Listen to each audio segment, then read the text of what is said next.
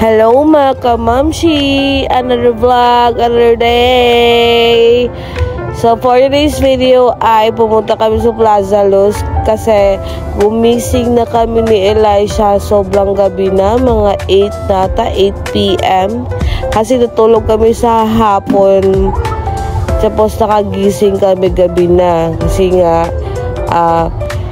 sobrang pagod sa pag-deliver, you know na, kailangan kumayod as a mom, as a single mom, para may pabakain tayo.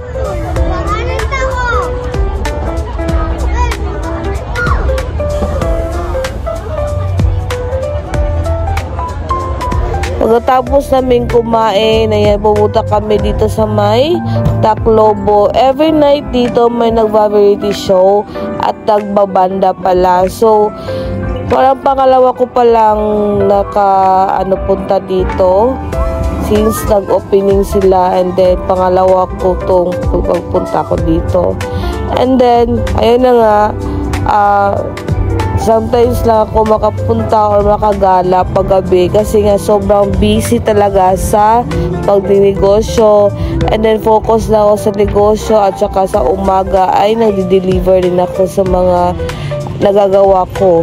Ayan, yung mga munchkin, yung mga mango float, ganun. Pagkatapos guys, ayan, nag-request si Elisha at yung mga bata dito na mag-ice cream na kami. So, pagkatapos mag-ice cream namin, pumunta ulit kami dito sa Tacloban kasi gusto nila dito kasi may music. Charot. So, ayan nga, yun yung mga ginagawa ko pa ulit-ulit. Ayan, paso-paso. Diba? Mag-arrange yung milk. So, ayun na nga, sobrang busy talaga sa pag-vlog. Yeah, ayun. Nawala sa paningin namin si Elisha at saka si B-Boy, yung cousin namin. So, ayun, ayan, nagra-run na. Yan, sobrang kulit talaga ng mga bata. Pag gumagala talaga ako, kasama talaga to lahat. Kasi nga, yan. Super mom tayo dito.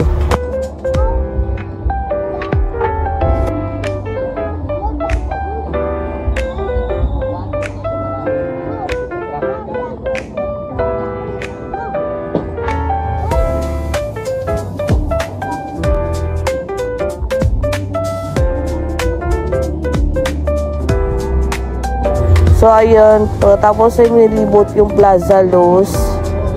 Parang napagod na ako, tsaka yung budget ko parang naubos na. So, ayun, kain lang kami dito sa Plaza. So, ayan, may daanan kami, si Kuya, nagka-rolling siya. And, yun na, nakauwi na kami. Yan, sobrang pagod ni baby. Good night, everyone.